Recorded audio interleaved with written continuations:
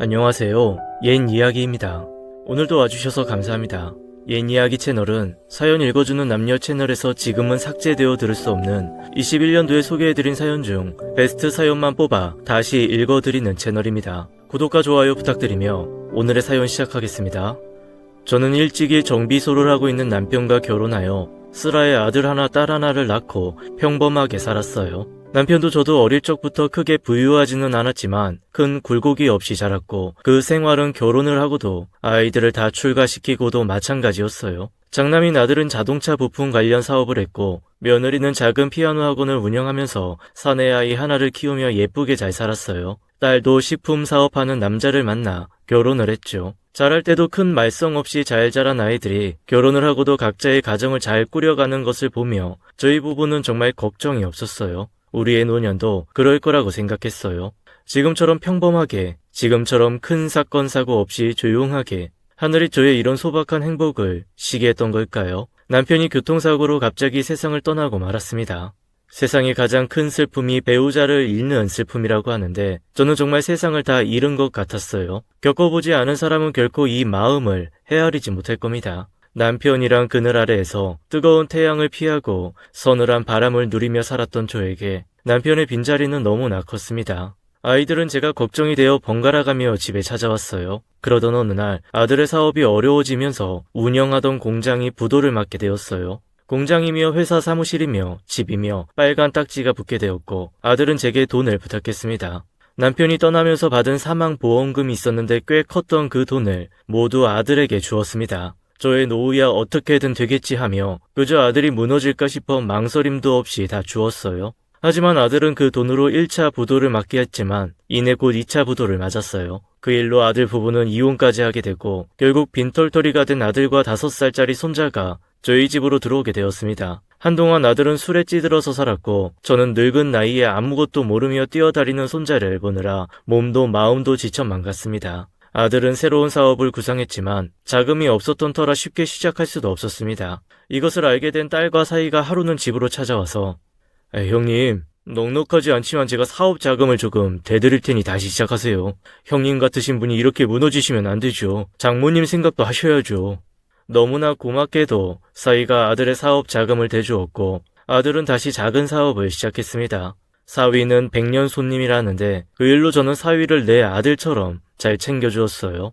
이서방 고맙네. 이서방 덕분에 저 녀석이 그래도 다시 시작할 수 있게 됐어. 내가 저 녀석을 보고 있자니 억장이 무너져서 원. 아무튼 이서방은 우리 집의 은인일세. 장모님 무슨 그런 말씀을 하세요. 저희 한 가족이에요. 힘들 때 서로 돕는 거죠. 장모님도 이제 형님 걱정 마시고 장모님 건강도 좀 챙기세요. 너무나 갸륵한 사위를 보면서 우리 딸이 시집을 참 잘 갔구나 생각했습니다. 그러나 새로 시작한 아들의 사업은 생각보다 잘 되지 않았어요. 그렇게 넉 달이 지나고 아들은 사위에게 받은 돈을 다 날려버렸고 눈에 넣어도 안 아프다고 했던 토끼 같은 자식을 버리고 집을 나가버렸습니다. 그렇게 저는 5살짜리 손자를 키우면서 아들이 남겨놓은 빚을 갚아야 하는 상황이 되었어요. 딸은 사위에게 말해서 빚은 갚자고 했지만 저는 한사코 거절했어요. 저가떼긴 못 살면 행여나 딸이 자기 할 말도 못하고 숨소리도 못 내고 살까봐 어미 되는 마음에 그렇게 할 수가 없었어요. 그리고 딸이 임신 중이었기 때문에 괜히 신경 쓴다고 스트레스 받을까봐 연락도 안 되는 아들이 다달이 조금씩 생활비를 보내주고 있다고 거짓말을 했습니다. 사위에게는 절대로 말하지 말라고 신신당부를 했죠. 하지만 생활비 이야기는 거짓말이었기에 저는 돈을 벌어야 했어요. 그래서 일자리를 알아보러 다녔지만 결혼하고 전업주부로만 살았던 제가 할 수 있는 것들은 많이 없었어요. 거기다 그때 제 나이가 55세이었으니 더더욱 그랬죠. 지금까지 살면서 제대로 할 줄 아는 일이 하나 없이 나이만 먹었다는 현실에 그때 정말 좌절감이 들더군요. 누구의 아내, 누구의 엄마의 모습 말고는 제가 할 수 있는 일이 없다는 것에 참 비참했습니다. 그래도 죽으란 법이 없는지 아는 동생이 정수기 회사에 코디를 뽑는다고 거기 한번 가보라고 하더군요.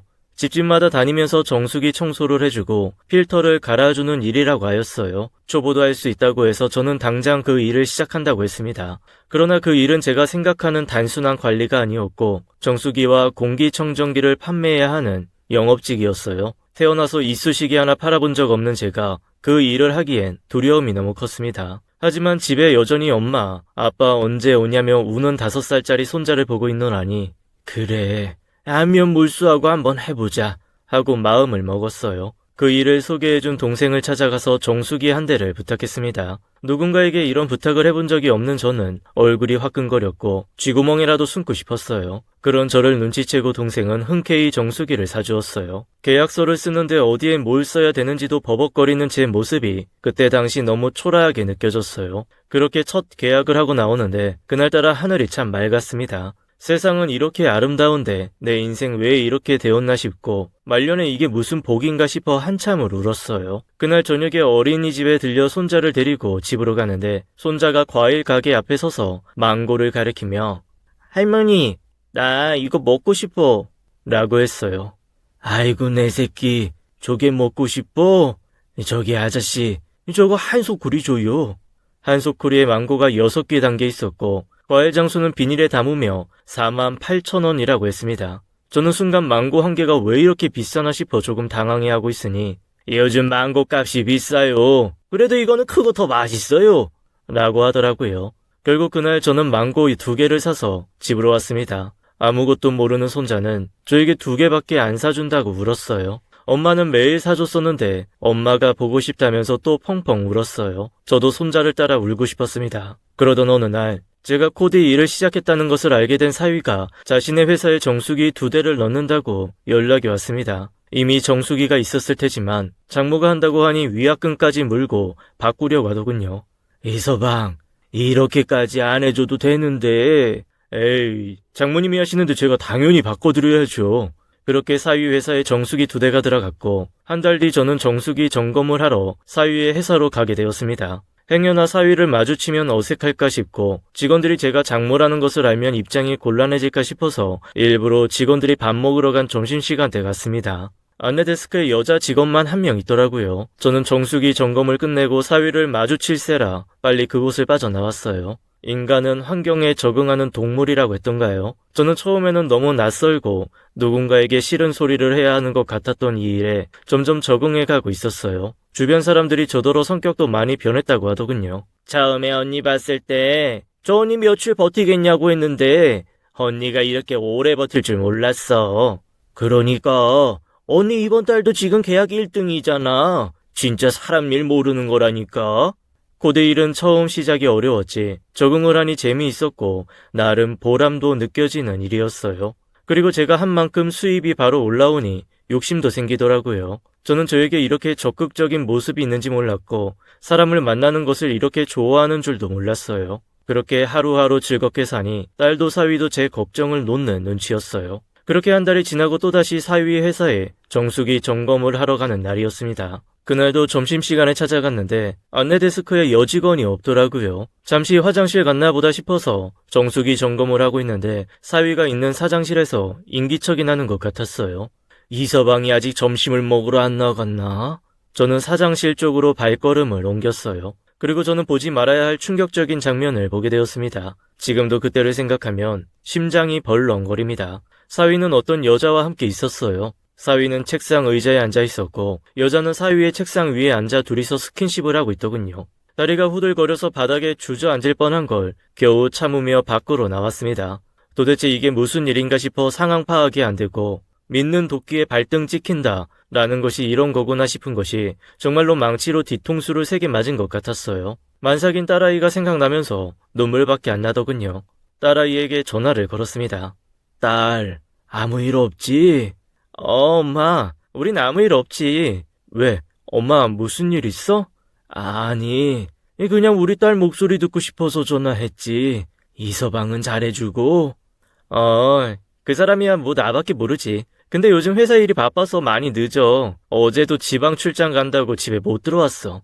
가슴이 철렁하더군요. 지방 출장 간다고 외박한 사위 이야기에 아까 제가 본 장면이 오버랩되면서 저는 분노가 차올랐어요. 하지만 딸에게는 말을 할 수가 없었어요. 며칠 뒤 출산일을 앞두고 있는 딸아이가 충격으로 잘못될까 싶어 차마 말을 할 수가 없었죠. 저는 결국 3일 월차를 내고 알아누웠어요. 이 일을 어떻게 해야 되나 싶어 속만 태웠죠. 이 사실을 딸이 알게 되었을 때를 생각해보니 딸은 바로 이혼한다고 울고 불고 난리가 날 것이고 그럼 태어난 아이는 또 어떻게 할 것이며 불륜의 증거도 없는데 위자료도 못 받고 버려지는 것이 아닌가. 그냥 사위를 만나서 못 본 걸로 할 테니 제발 정신 차리라고 해야 하나 싶고 별별 생각이 다 들었습니다. 남편 없이 혼자 살아보니 정말 그건 너무나 힘든 일이었고 딸 나이가 이제 30인데 저 애가 이혼녀의 딱지로 아이를 키우면서 살 생각을 하니 가슴이 미어졌습니다. 며칠 뒤 딸이 사내 아이를 출산했고 저는 그 소식이 기쁘지만은 않았어요. 딸, 고생 많았어. 몸은 괜찮아?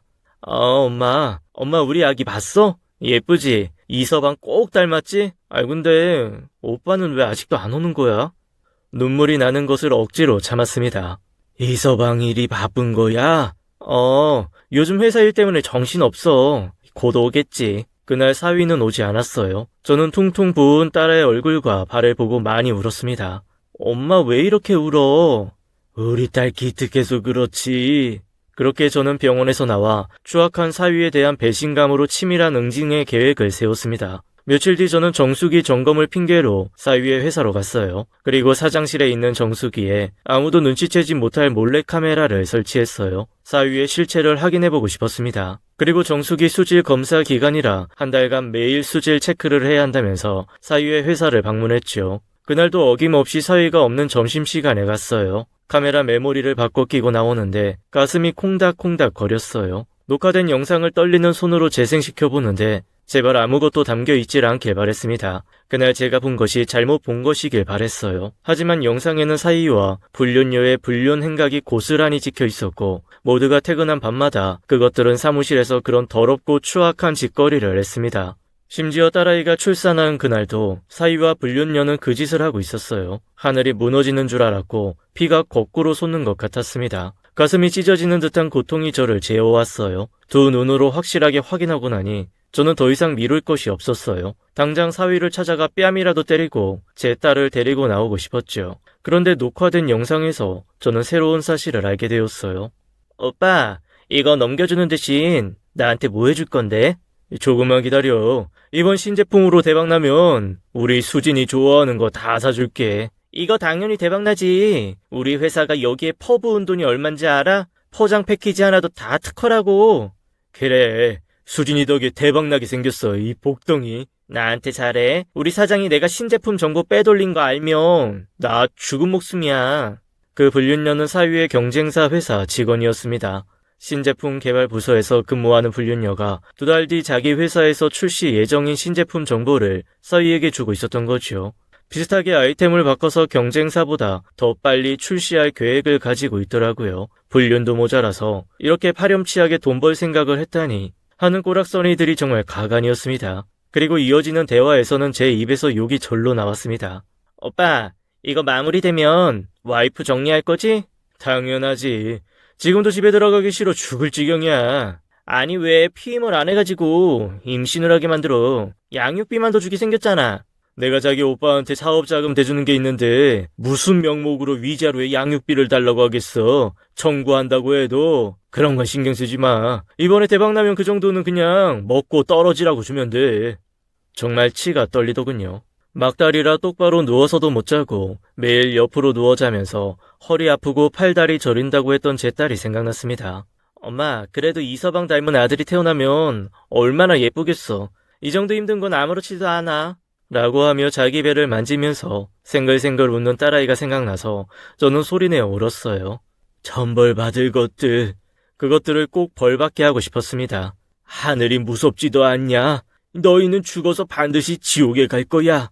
하지만 죽어서 받는 심판만으로는 부족했어요. 지금 살아있을 때 본인들이 얼마나 잔인한 짓을 했는지 심판받게 해주고 싶었어요. 그래서 저는 불륜녀의 회사로 찾아갔습니다. 안내 데스크에서 사장을 만나러 왔다고 했지만 지금 부재 중이라고 했고 저는 꼭 사장님에게 전해달라며 쪽지를 건넸습니다. 2달 뒤 출시 예정인 당신 회사 신제품이 도둑 맞았습니다. 돕고 싶으니 연락주세요.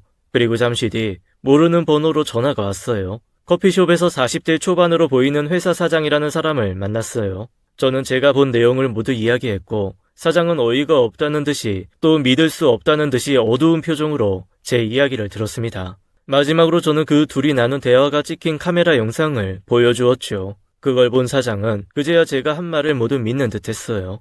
이렇게 알려주시니 뭐라고 감사의 인사를 드려야 할지. 이 어르신이 아니었으면 우리 회사가 엄청난 타격을 받을 뻔했습니다. 사장은 이번 신제품을 인터넷 쇼핑과 홈쇼핑에 오픈하기 위해 준비 중이었고 물량을 보유하기 위해 공장도 하나 새로 가동할 만큼 엄청난 자본금을 투자했다고 했어요. 모든 것을 도둑 맞을 뻔했다면서 냉수를 벌컥벌컥 마셨습니다. 사장은 당장 그 여직원을 내부 문서 유출로 형사 고발을 하겠다고 했어요. 사장님, 저는 어떤 대가도 바라지 않아요. 다만 제가 제안 한 가지를 하고 싶습니다. 저의 제안은 이랬습니다. 그놈이 사장님 신제품 출시일보다 먼저 비슷하게 카피한 제품을 출시할 거예요. 사장님은 그놈이 출시하기 전에 출시일을 당겨서 신제품을 출시하셔야 해요. 그럼 사이놈이 준비한 모든 것들이 물거품으로 돌아갈 겁니다. 저는 그놈이 바다 끝까지 망가지는 것을 보고 싶어요. 사이는 신제품 출시를 위해 엄청난 돈을 투자했다라는 것을 알고 있었어요. 그리고 앞으로 더 많은 돈을 출시 전에 투자할 것이라는 것도 알았어요. 저는 그 모든 것을 무너뜨리고 싶었습니다. 사장은 울면서 얘기하는 저를 안타깝게 보며 직원들 몰래 고위 간부 끝들만 아는 걸로 해서 출시일을 당겨서 진행하기로 계획을 수정하였습니다. 아무것도 모르는 사이놈과 불륜녀는 곧 대박이 날 것이라며 축배를 들고 있겠죠. 그리고 그 일이 끝나면 꼭 불륜녀를 법적으로 고소해달라고 부탁했어요. 사장은 걱정하지 말라며 거듭 저에게 고맙다고 인사를 했습니다. 그리고 저는 딸아이를 찾아갔습니다. 그리고 진실을 전했어요. 딸아이는 숨이 넘어갈 정도로 꺽꺽거리며 울었고 그걸 보는 제 가슴도 찢어졌습니다. 태어난 손자도 뭘 아는지 우리 셋은 그렇게 울었어요. 그때 사위가 집으로 들어왔습니다. 집안 분위기가 이상한 것을 감지한 사위는 무슨 일이 있냐고 했고 분노를 이기지 못한 딸이 사위를 향해서 물건들을 집어던졌어요. 네가 인간이니? 밖에서 딴 여자랑 붙어먹으니 좋았어? 당신 왜 이래? 이게 어디서? 자네는 이제 내가 안중에도 없는가? 저 자식 다 버리고 불륜 저질렀으면 부끄러운 줄 알아야지. 어디서 큰 소리야? 장모님 도대체 어디서 무슨 말을 듣고 와서 이러시는 거예요? 사위는 뭐가 그렇게 당당한지 두 눈을 부릅뜨며 저에게 대들었어요. 저는 그 순간 녹화한 영상을 틀어서 보여주었습니다. 딸아이가 충격받을까봐 차마 그 영상까지는 안 보여주려고 했었거든요. 사위는 그것을 보는 순간 흠칫 놀랐고 제 핸드폰을 빼앗아 들더군요. 장모님 지금 제정신이세요? 지금 뭐 하자는 거죠? 이거 어떻게 찍으신 거예요? 어떻게 찍었든 자네가 불륜했다는 사실이 달라지나? 이 영상을 만천하에 공개하고 싶은데 이 태어날 손주가 불쌍해서 참고 있는 거니 날 건들지 않는 것이 좋을 거야. 지금이라도 당장 자네 회사에 뿌릴 수도 있어. 사위는 처음으로 본 저의 냉정하고 단호한 모습에 많이 놀란 것 같더라고요. 왜? 내가 못할 것 같아? 요즘은 인터넷에 올리면 전국에 퍼져나가는 건 일도 아니라더구만. 자네 얼굴 들고 다닐 수 있겠나? 내가 이 영상을 유포해서 어떤 처벌을 받든 나는 아무런 상관이 없네. 너희들이 한 그 추악한 짓거리들이 만천하에 공개될 수만 있다면 나는 내가 어떻게 되든 상관이 없어. 사위는 원하는 게 뭐냐고 꼬리를 내렸고 저는 지금 살고 있는 집과 차 그리고 위자료와 양육비 명목으로 현재 현금 재산의 반을 요구했습니다. 곧 신제품으로 엄청난 부를 가진다고 생각해서인지 빨리 정리하고 불륜녀에게 가고 싶은 생각이어서인지 사위는 순순히 합의 이혼을 해주었죠. 그리고 2달 뒤 불륜녀가 다니는 회사에서는 성공적으로 신제품 출시를 하였고 사위는 말 그대로 쪽박을 찼습니다. 준비했던 신제품이 모두 수포로 돌아갔고 그동안 들인 막대한 자금도 모두 날려버렸죠. 주변 지인들에게 엄청난 투자금을 받고 심지어 대출까지 싹싹 끌어서 투자한 신제품 사업이 철저하게 망해버렸어요. 처음부터 자기의 것이 아니었죠. 그 모습을 보고 싶어 사위의 회사로 찾아갔습니다. 사무실 안은 엉망이었고 빚쟁이들과 거래처 관련된 사람들이 찾아와서 언성을 높이고 있었어요. 사위는 망연자실 자리에 털썩 주저앉아 넋이 나간 사람처럼 보였어요. 멀리서 그 모습을 지켜보면서 남의 눈에 피눈물 나면 어떻게 되는지 뼈저리게 느꼈으면 좋겠다는 생각을 했습니다. 살면서 두고두고 이 일이 생각나서 후회하며 가슴치며 그렇게 고통스럽게 살기를 바랬어요. 며칠 뒤 사위는 저희 집에 찾아와서 잘못했으니 한 번만 용서해달라고 했고 지금 회사가 어려우니 한 번만 도와달라고 무릎을 꿇었습니다. 딸은 얼굴도 보기 싫다며 방에서 나오지도 않았죠. 장모님 한 번만 용서해주세요. 그 여자가 작정하고 덤비는데 제가 어떻게 당합니까? 장모님, 제가 얼마나 처가에 잘했는지 잊으셨어요? 자네가 우리 집에 잘한 거 한시도 잊은 적 없네. 그래서 그만큼 나도 잘했지. 그리고 자네가 우리 집에 죽을 죄를 지은 것도 한시도 잊은 적이 없네. 그래서 내가 자네 용서 못하는 것은 너무 당연한 일 아닌가? 자네야말로 잊고 있구만. 우리한테 어떤 짓을 했는지. 손바닥으로 하늘을 가리지 그러나 2번 다시 우리 앞에 찾아오지 말게. 장모님, 태어난 아이를 위해서라도 제발 한 번만 용서해 주세요. 그 입으로 손주 이야기를 하는데 저는 결국 참지 못하고 화장실로 가서 걸레 빨려고 담가 놓은 물을 가지고 나와 사위놈 얼굴에 뿌려버렸습니다. 사위는 소리를 질렀고 머리 위에는 더러운 걸레가 널려 있었죠. 이 걸레만도 못한 인간아, 그 더러운 입으로 어디 아이 얘길 담아? 그 아이 이름이 뭔지는 아는가? 그 아이 태어났을 때 자네 어디에 있었는가? 그때도 자네란 인간은 그 불륜녀와 있었지. 아이 때문에 이 정도로 참는 줄 알아? 당장 나가! 그게 사위의 마지막 모습이었습니다. 불륜녀는 어떻게 되었냐고요? 불륜녀 메일함에 수많은 신제품 관련 문서들이 사위의 메일로 간 것이 포착되었고 형사 고발을 당해 어마어마한 손해배상금을 물게 되었다고 하더군요. 그리고 불륜녀로 낙인 찍혀 얼굴도 못 들고 다니게 되었고 심지어 불륜녀는 만나는 남자친구도 있었다고 하네요. 그 남자친구가 회사로 찾아와서 한바탕 난리가 났었답니다. 남의 가정 파탄 내놓고 네가 웃을 일이 있으면 세상이 너무 불공평하잖아. 그치? 지금도 내 딸은 너희 때문에 밤에 자다가도 우는데 잠든 아기가 깰까봐, 나이 많은 어미가 깰까봐 소리내서 크게 울지도 못하고 그렇게 밤마다 베갯잎을 적시는데 너희가 잘 사는 건 너무 말이 안 되잖아. 그치? 그러니까 벌 받아. 그렇게 사위와 불륜녀는 그렇게 거짓골을 당했습니다. 딸아이는 받은 위자료로 결혼 전에 했었던 꽃집을 다시 하고 싶다고 했고 집 근처에 예쁜 꽃집을 오픈하여 새로운 시작을 하였어요.